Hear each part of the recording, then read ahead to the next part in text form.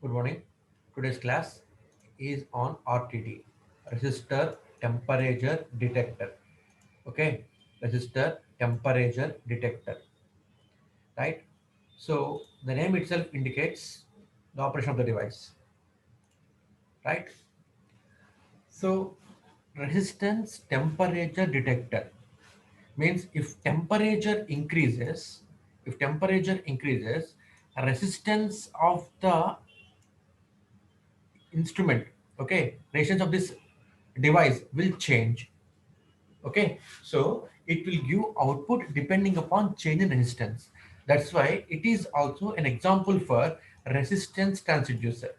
Okay, it was example for resistance transducer. So RTD is a resistance transducer. It works on the principle of change in resistance. Okay, since it changes its resistance due to applied temperature, it is a temperature transducer. Means it measures temperature transducer. Okay, this is a temperature transducer, right? It measures temperature. Okay, so so if the resistance, if I apply temperature to this device, its resistance changes, right? In our yesterday's class, we have seen the concept on thermistors, right? It is a negative temperature coefficient device. It is a negative temperature coefficient device. Okay. Likewise, this RTD is a positive temperature coefficient device. Positive temperature coefficient device means means if temperature increases, resistance also increases. Temperature increases, resistance also increases, right? So it is example for this is the basic principle behind this RTD. Okay, if temperature increases, then its resistance also increases. Its resistance also increases. Therefore, I can say it is made up of metals. Okay, it is made up of metals, right? This resistance temperature detector is made up of metals. Why? Because it has a positive temperature coefficient device. Means if temperature increases, if temperature increases, length of this material increases. Length of this material increases. If temperature increases, if temperature increases, length of this material increases. So what about resistance? R equal to rho L by A. R equal to rho L by A.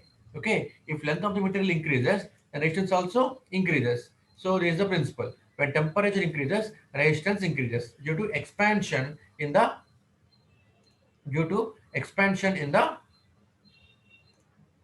material and matter. Okay. So this is the working of this is the principle behind RTD. Okay, and just now I have told you that it is made up of metals. Just now I told you that it's made up of metals. So so see here, what are the materials used in the construction of RTD? What are the materials used in the construction of RTD? Right. First one is platinum. Okay. Next one is gold,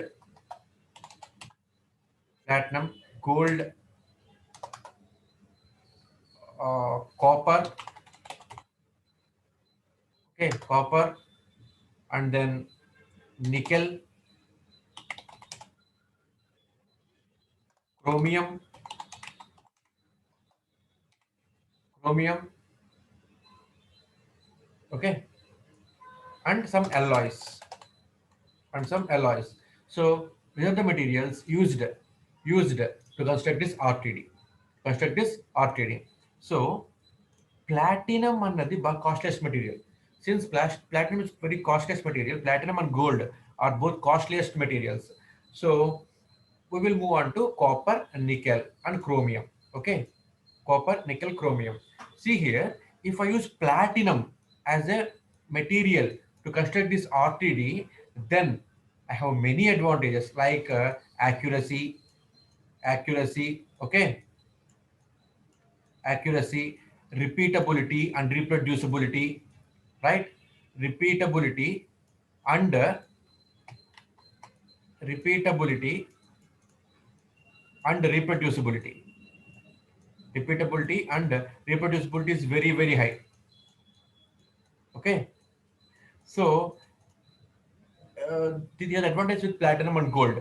Since platinum and gold are very costly materials, we will move on to copper, nickel, chromium. Okay, and mostly we will use alloys here. Okay, ఆ alloys ఏంటి అంటే these three materials కలిపి ఉన్న alloys వాడతామమ్మా మనము, right?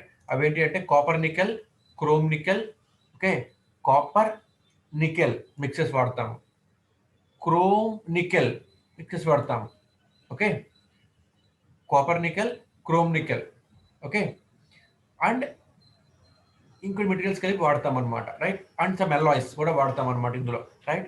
We are the materials used for the construction of RTD. అయితే RTD construct చేయడానికి నాకు materials ఉండాల్సిన క్యారెక్టరిస్టిక్స్ ఏంటి, రైట్? ఫస్ట్ క్యారెక్టరిస్టిక్ వచ్చేటప్పటికి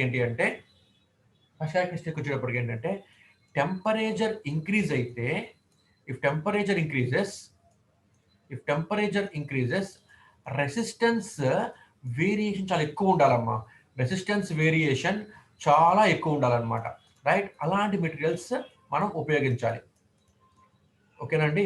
రెసిస్టెన్స్ వేరియేషన్ చాలా ఎక్కువ ఉండాలన్నమాట, ఆ విధంగా ఉపయోగించాలి. సి హియర్, ఇప్పుడు మనం చెప్పుకుంటున్నాము if temperature increases resistance also increase అని చెప్పుకుంటున్నామండి. అదే రెసిస్టెన్స్ కనుక బాగా తక్కువ వేరీ అవుతుంది అనుకోండమ్మా, దెన్ అప్పుడు అది ఇచ్చే యాక్యురసీ అంత ఎక్కువగా ఉండదు. సో ఫర్ దట్ పర్పస్ మనం ఏం చేస్తున్నాము అంటే ఎలాంటి మెటీరియల్స్ చూస్ చేసుకోవాలి అంటే ఇఫ్ టెంపరేచర్ ఇంక్రీజెస్ రెసిస్టెన్స్ లో వచ్చే వేరియేషన్ బాగా ఎక్కువ ఉండాలన్నమాట, ఓకే, అలాంటి మెటీరియల్స్ చూస్ చేసుకోవాలి. రెండోది ఏంటి అంటే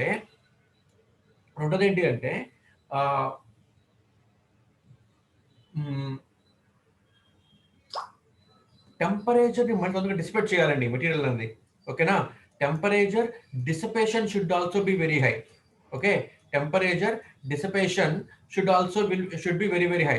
అంటే ఇప్పుడు ఫర్ ఎగ్జాంపుల్ టెంపరేచర్ ఇన్పుట్ ఇచ్చానమ్మా, టెంపరేచర్ ఇన్పుట్ ఇచ్చాను, ఇన్పుట్ తీసుకుంది, రైట్? వెన్ టెంపరేచర్ తీసేసినప్పుడు చాలా ఫాస్ట్ గా టెంపరేచర్ అది డిసిపేట్ చేసేయాలన్నమాట, మళ్ళీ అది డిసిపేట్ చేసేయాలన్నమాట, ఓకే, రెండోది.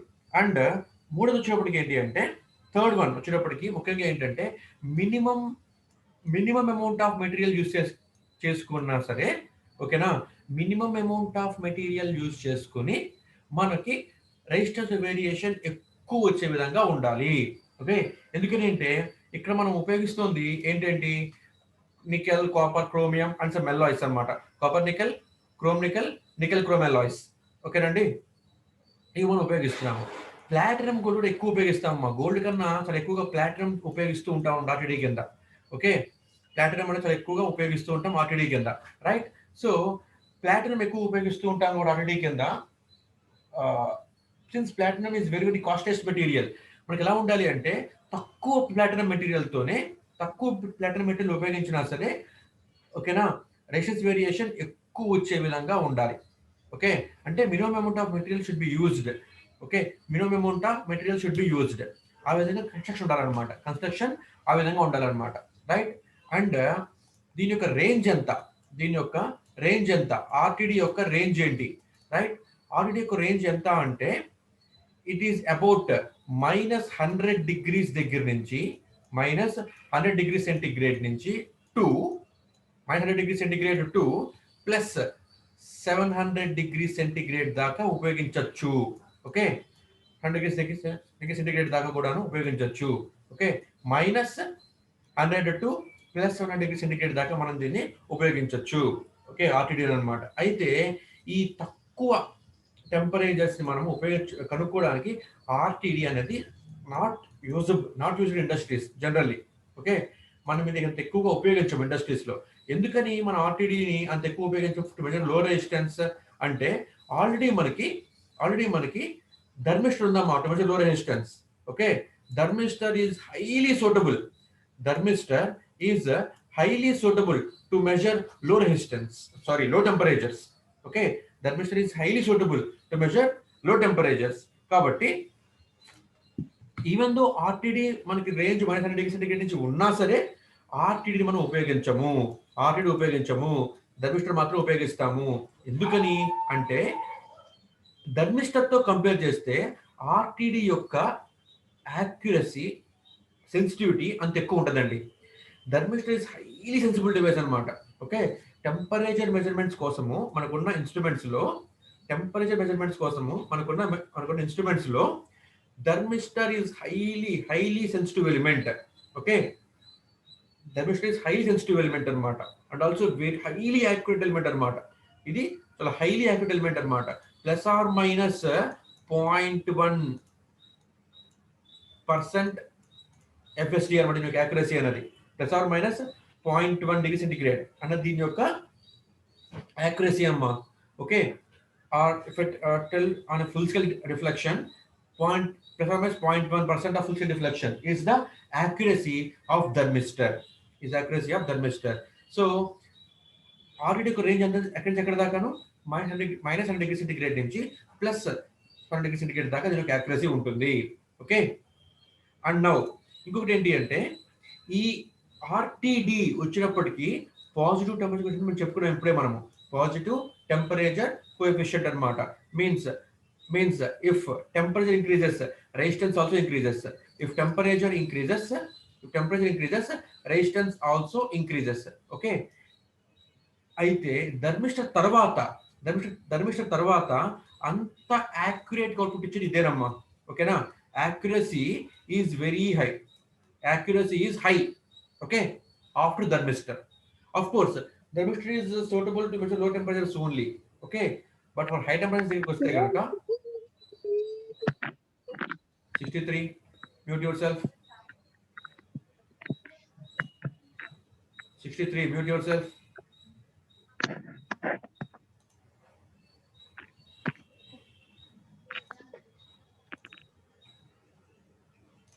So దీనికి యాక్యురసీ చాలా ఎక్కువ, వెన్ కంపేర్డ్ టు థర్మిస్టర్ తక్కువే, రైట్? మిగతా వాటితో కంపేర్ చేస్తే కనుక యాక్యురసీ దీనికి చాలా ఎక్కువ. And depending upon material which we are going to use or depending upon material which we are going to construct RTD, దీనికి రిపీటబిలిటీ కూడా ఎక్కువే. ఓకే, రిపీటబిలిటీ కూడాను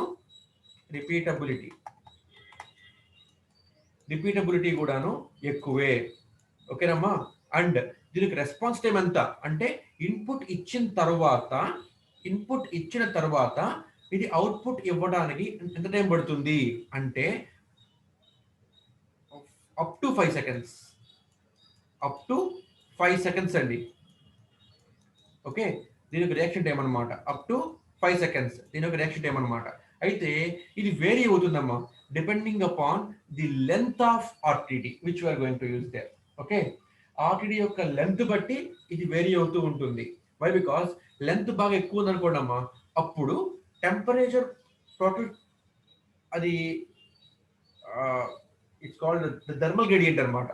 ఓకేనా, థర్మల్ గ్రేడియంట్ అంటే for example let us suppose this is RTD.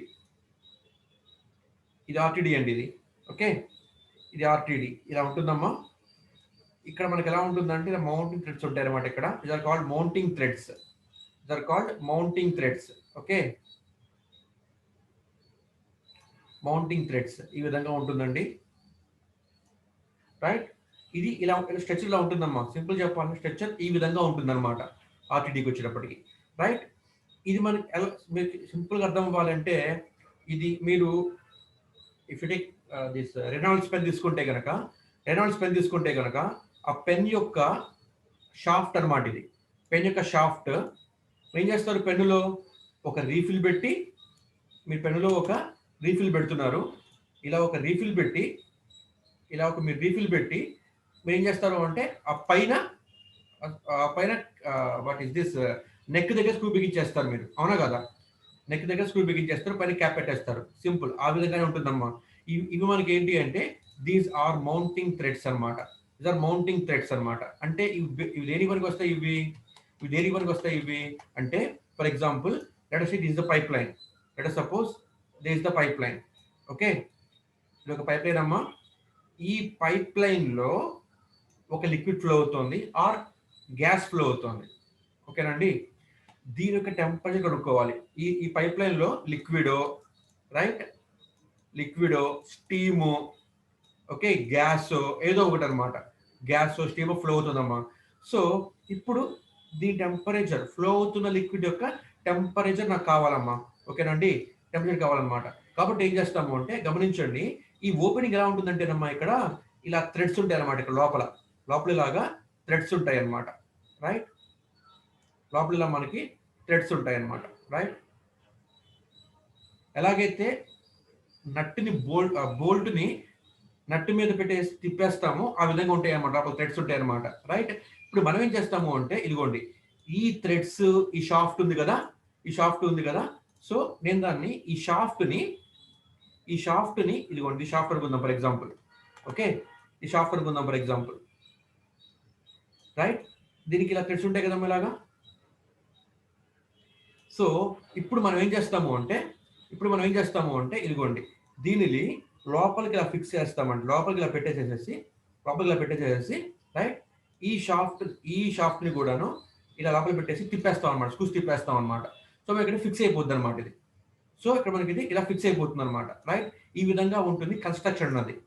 Okay, so ఇప్పుడు ఇది ఎలా work చేస్తుంది, ఎలా వర్క్ చేస్తుంది అంటే గమనించండి.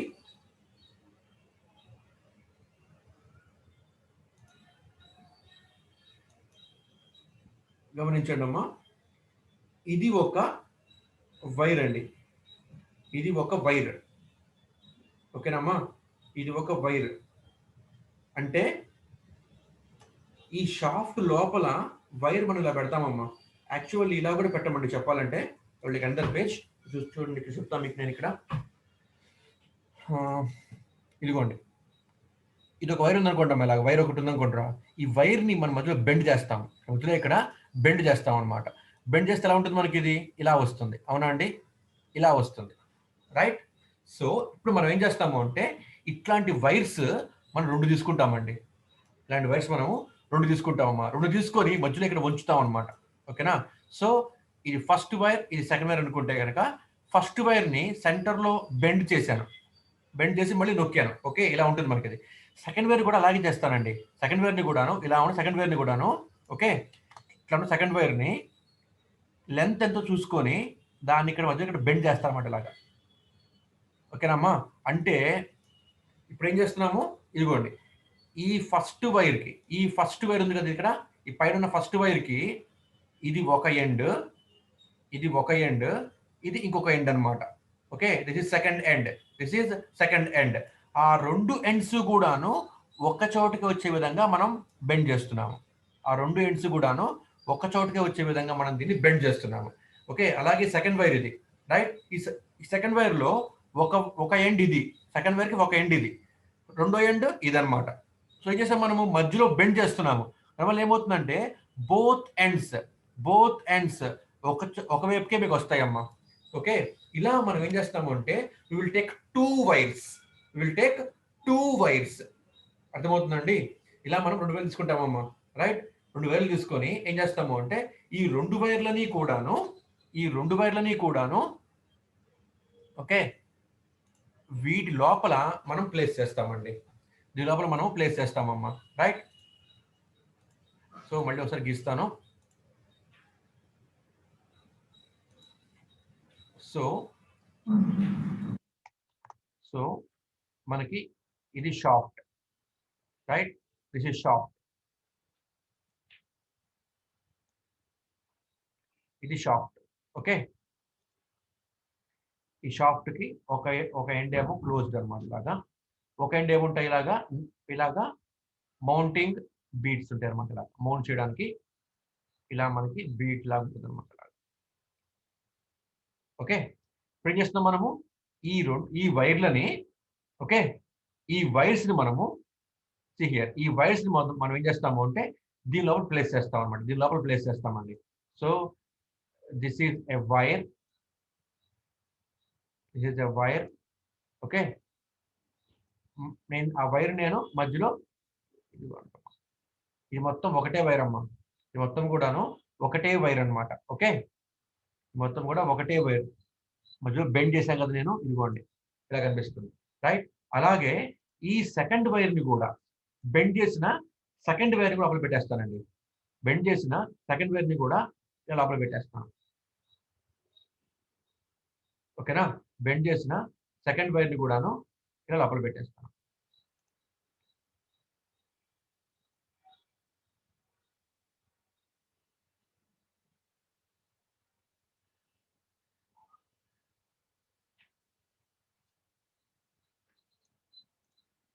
రైట్, బెండ్ చేసిన ఈ సెకండ్ వైర్ ని కూడా ఇలా లోపల పెట్టేస్తానమ్మా. రైట్, ఈ లోపల గమనించండి, రెండు కూడాను ఇలా ఎండ్ దాకా వచ్చుంటాయి అమ్మా. ఈ రెండు కూడాను ఇలాగా ఎండ్ దాకా మనకి ఉంటాయి అన్నమాట. రైట్, సో ఇది ఇప్పుడు ఇవి ఎలా ఉన్నాయి మనకి ఇవి అంటే 4 వైర్స్ లాగా బయట కనిపిస్తున్నాయండి. 4 వైర్స్ లాగా బయట కనిపిస్తున్నాయి అనమాట. ఓకే, 4 వైర్స్ లాగా బయట కనిపిస్తున్నాయి. కానీ యాక్చువల్ ఏంటి, ఇది ఒక వైర్, ఒక వైర్ యొక్క 2 ఎండ్స్. ఓకేనమ్మా, ఇది ఇంకొక వైర్, ఇది ఇంకొక వైర్, ఇంకొక వైర్ యొక్క 2 ఎండ్స్ అనమాట ఇది. కానీ మనకి ఎంతో కనపడదండి. మనం ఏం చేస్తాము అంటే ఈ షాఫ్ట్ అన్నది the shaft okay, the shaft is made up of the shaft is made up of stainless steel. The shaft is made up of stainless steel. ఓకేనమ్మా, రైట్, ఈ షాఫ్ట్ స్టెయిన్లెస్ స్టీల్ మనం పెడతామమ్మా. తర్వాత చేస్తామంటే ఈ షాఫ్ట్ లోపల చూసారు, shaft లోపల ఇలా హ్యాలోగా ఉంది కదా, షాఫ్ట్ లోపల ఈ షాఫ్ట్ లోపల ఇలా హ్యాలోగా ఉంది కదమ్మా లోపల. రైట్, ఈ హ్యాలోగా ఉన్న ప్లేస్ ని ఇది మౌంటింగ్ షీల్డ్ అనమాట ఇది. రైట్, ఈ లోపల మనం ఏం చేస్తాము అంటే material called glass wool, material called glass wool, glass wool. Okay, GLASS WOOL, glass wool అన్న మెటీరియల్ తో మనం దీన్ని స్టఫ్ చేస్తామండి. స్టఫ్ చేసేసి ఏం చేస్తాము అంటే దీని లోపల మనము 2 వైర్లని ఇలా పెడుతున్నాం అనమాట. రైట్, మనం 2 వైర్లు ఇలా పెడుతున్నాం అనమాట దీని లోపల. ఇది కన్స్ట్రక్షన్, ఈ విధంగా ఉంటుందండి కన్స్ట్రక్షన్ దీనికి. ఓకే, అయితే గమనించండి, మనం దీన్ని ఎలా ఉపయోగిస్తాము అంటే దేని యొక్క టెంపరేచర్ కనుక్కోవాలనుకుంటున్నామో ఆ టెంపరేచర్ కనుక్కోవాలనుకుంటున్న పైప్ లైన్ లోకి, ఆ మెటీరియల్ లోకి ఈ షాఫ్ట్ మొత్తం లెంత్ ఇన్సర్ట్ అయిపోవాలమ్మా. ఓకేనా, ఏమాత్రం తక్కువ లెంత్ ఇన్సర్ట్ అయినా సరే అవుట్పుట్ సరిగ్గా రాదు. ఓకే, ఇది ఒక ప్రికాషన్ అనమాట. థర్మోకపుల్ RTD ఈ రెండు మనం ఉపయోగిస్తున్నప్పుడు ఏం చేయాలి అంటే ఈ షాఫ్ట్ లెంత్ ఎంతైతే ఉన్నదో ఈ షాఫ్ట్ లెంత్ మొత్తము కూడాను ఓకే మనం పైప్ లైన్ లోకి ఇన్సర్ట్ చేసేయాల్సిందే. ఏమాత్రము ఎయిర్ కి ఎక్స్పోజ్ అయినా సరే అట్మాస్ఫియర్ లో ఉన్న ఎయిర్ ని తీసుకొని ఈ లోపల టెంపరేచర్ తగ్గిపోతుంది అనమాట దానికి. ఎందుకంటే due to outer atmosphere air. So outer atmosphere air ఏం చేస్తుంది అంటే దీన్ని కూల్ చేస్తుంది అనమాట. కూల్ చేయడం వల్ల ఏమవుతుంది అంటే ఒకసారి మన సరిగ్గా రాదమ్మా మనకి. So since we are interested in finding temperature, temperature కనుక్కోవాలనుకుంటున్నాను కాబట్టి ఇక్కడ నేను టెంపరేచర్ కనుక్కునేటప్పుడు ఏం చేయాలి అంటే ఎక్స్టర్నల్ అట్మాస్ఫియర్ యొక్క ఎఫెక్ట్స్ అనేవి మనం నల్లిఫై చేయాలన్నమాట. So we have to nullify them. So ఈ షాఫ్ట్ లెంత్ ఎంతైతే ఉన్నదో అంత లెంత్ కూడా ఇన్సర్ట్ చేసేయాలమ్మా. ఓకే, చేసిన తర్వాత ఏమవుతుంది అంటే ఈ లెంత్ మొత్తం ఇన్సర్ట్ చేసిన తర్వాత ఈ టెంపరేచర్ అన్నది ఈ వైర్స్ తీసుకుంటాయండి. ఈ వైర్లు ఏం చేస్తాయి అంటే ఆ టెంపరేచర్ ని గ్రాస్ప్ చేస్తాయి అనమాట. వైర్ అన్నవి టెంపరేచర్ ని గ్రాస్ప్ చేస్తాయి అనమాట. ఓకే, గ్రాస్ప్ చేస్తాయి అనమాట. రైట్, అప్పుడు వీటి రెసిస్టెన్స్ మారిపోతుందండి. Since R equal to rho L by A. ఓకేనమ్మా, సో టెంపరేచర్ అనేది మారిపోతుంది. రైట్, టెంపరేచర్ రెసిస్టెన్స్ మారిపోతుంది. రెసిస్టెన్స్ మనం ఇక్కడ మారిపోతుంది అనమాట. So temperature is proportional to change in resistance. Temperature is proportional to change in resistance. ఓకేనమ్మా, some constant into some constant A into change in resistance అనమాట. ఓకేనండి, ఇది మనకి కాన్సెప్ట్ ఇక్కడ, రైట్. అయితే మనం దీన్ని ఎలా ఉపయోగిస్తాం ప్రాక్టికల్ గా, ఎలా ఉపయోగిస్తాము అంటే ఇది గమనించండి. ఇక్కడ వైర్లు మీకు 4 కనిపిస్తున్నాయమ్మా బయటికి. ఈ బయట మీకు 4 వైర్స్ కనిపిస్తున్నారు, కానీ 4 వైర్స్ కాదమ్మా, ఇవి 2 వైర్సే. ఓకే, మధ్యలో మనం ఏం చేసాము, వైర్లను బెండ్ చేసాము. బెండ్ చేసి ఆ రెండిటి యొక్క ఎండ్స్ ని బయటికి పట్టుకొచ్చామన్నమాట. మనం ఏం చేస్తాము అంటే ఇవి ఇలా ఎందుకు ఇలా ఎందుకు చేస్తున్నాము, 2 ఎందుకు పెడుతున్నాము, 3 పెట్టచ్చు కదా, 3 కూడా పెట్టచ్చమ్మా, ప్రాబ్లం ఏమీ లేదు. బట్ మనం ఉపయోగించేది సింగిల్ పేరు ఉపయోగిస్తామమ్మా. ఓకే, ఒక్క వైర్ని ఉపయోగిస్తామండి. రెండో వైర్ ఏం చేస్తాము అంటే it is used as spare అన్నమాట. స్పేర్ అన్నమాట. ఒక్కసారి ఏమవుతుందంటే టెంపరేచర్ మనము ఇవ్వాల్సిన దాని రేంజ్ తక్కువ ఇచ్చామనుకోండి ఫర్ ఎగ్జాంపుల్, అప్పుడు లోపల వైర్ అనేది కట్ అయిపోయే అవకాశం ఉందండి. ఓకే, లోపల వైర్ కట్ అయిపోయే అవకాశం ఉందన్నమాట. అది కట్ అయినప్పుడు మనకి ఈ థర్మోకపుల్ మొత్తం మనకి వేస్టే. ఓకేనా, అందుకేం చేస్తున్నాము అంటే ఒక పెయిర్ ఆఫ్ వైర్, ఒక పెయిర్ ఆఫ్ వైర్స్, ఒక పెయిర్ ఆఫ్ వైర్. ఓకే, ఒక వైర్ పాడైపోయినా సరే సెకండ్ పెయిర్ మనకి ఇక్కడ ఇది అవైలబిలిటీలో ఉంటుందమ్మా. ఒకవేళ ఈ పేరు పాడైపోయినా, ఈ వైర్ పాడైపోయినా సరే ఈ సెకండ్ వైర్ నాకు ఉపయోగపడుతుంది అనమాట. అందుకే ఏం చేస్తాము అంటే ఈ 2 వైర్స్ ని కూడా ఒకే షాఫ్ట్ లో ఇన్సర్ట్ చేస్తామన్నమాట. ఓకే, ఇప్పుడు వర్కింగ్ చూద్దాం ఒకసారి. మనము దేని యొక్క టెంపరేచర్ కనుక్కోవాలనుకుంటున్నామో ఆ టెంపరేచర్ లో థర్మోకపుల్ ఈ థర్మిస్టర్ పెట్టామండి. థర్మిస్టర్ ని పెట్టాము, రైట్. పెట్టినప్పుడు ఏమవుతుంది అంటే రెసిస్టెన్స్ మారిపోతుంది. రెసిస్టెన్స్ మారిపోతుంది. సో మనం ఎలా కనుక్కుంటాం మనం దీని రెసిస్టెన్స్ ని అంటే we will construct a bridge circuit. Let us suppose I am taking here a Wheatstone bridge. Wheatstone bridge కాదమ్మా, డిపెండింగ్ అపాన్ రిక్వైర్మెంట్ అది ఏ విజన్ తీసుకోవచ్చమ్మా. ఓకేనా, ఏ విజన్ తీసుకోవచ్చమ్మా, right. So this is R1, this is R2, this is R3 resistance, this is R4.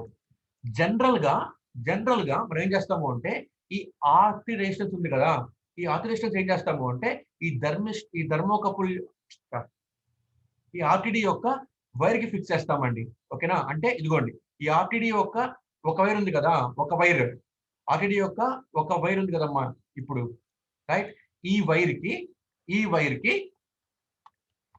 కి fix చేస్తాం అన్నమాట. ఓకేనమ్మా, ఈ వైర్ కి ఇప్పుడు గమనించండి, ఈ వైర్లకి గమనించండి, వైర్ కి 2 ఎండ్స్ ఉన్నాయి కదా, ఈ 2 ends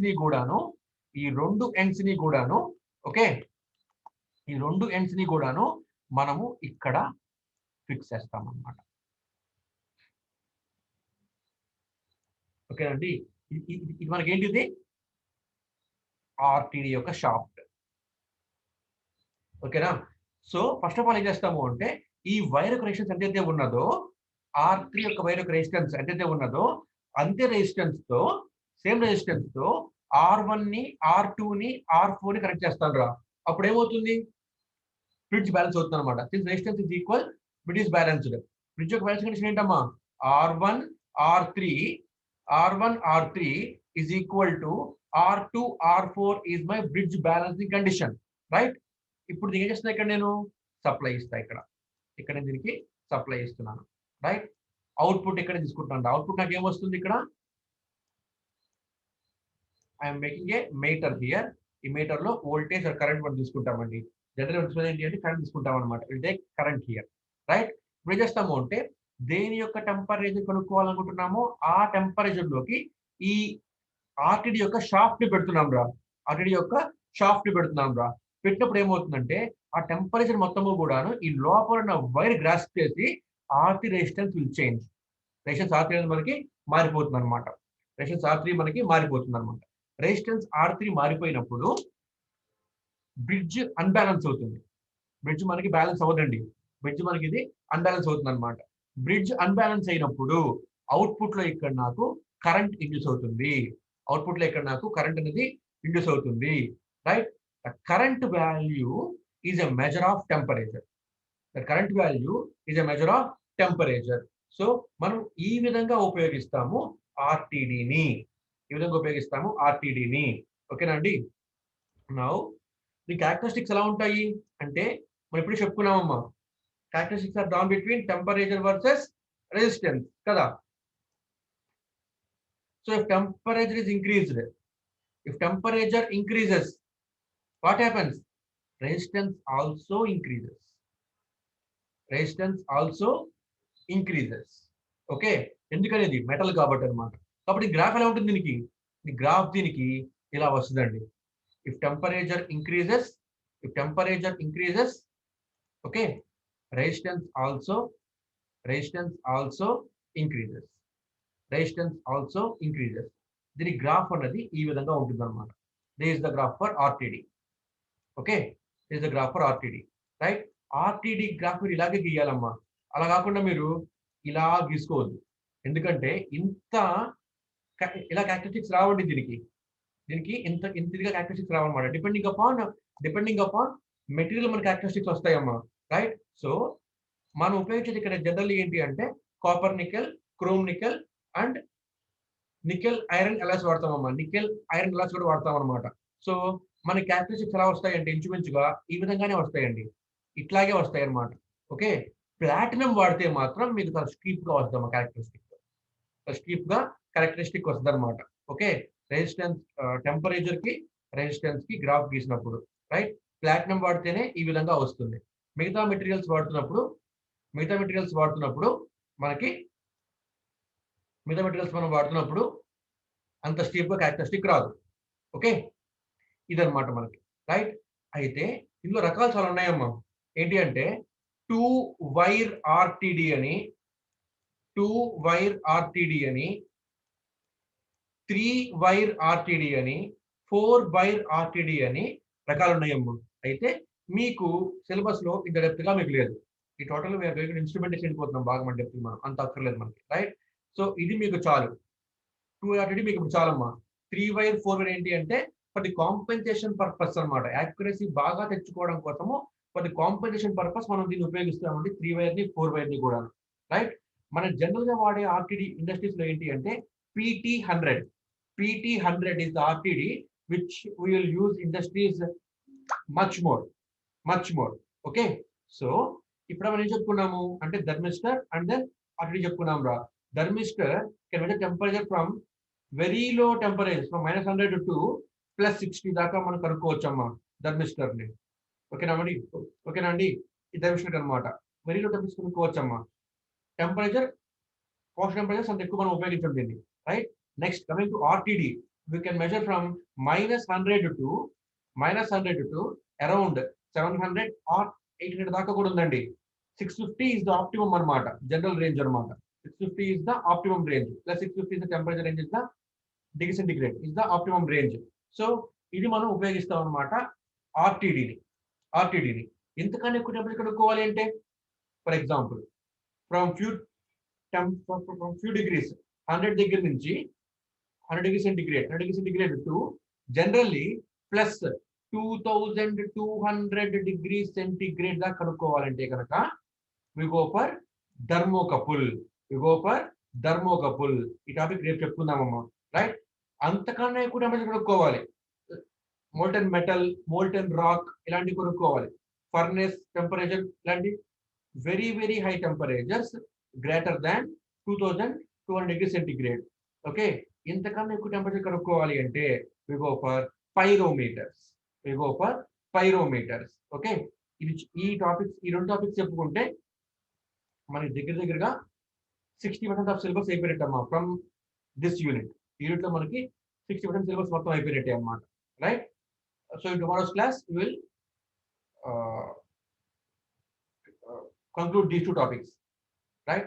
Everyone write your roll number in chat box, attendance message number chat box lo. Any doubts? If you have any doubts, unmute yourself and ask me.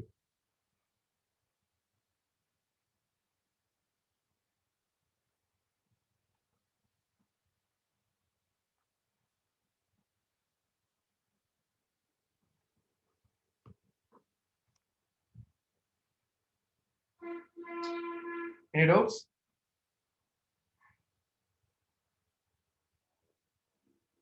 Okay, I'm minding the class now, right?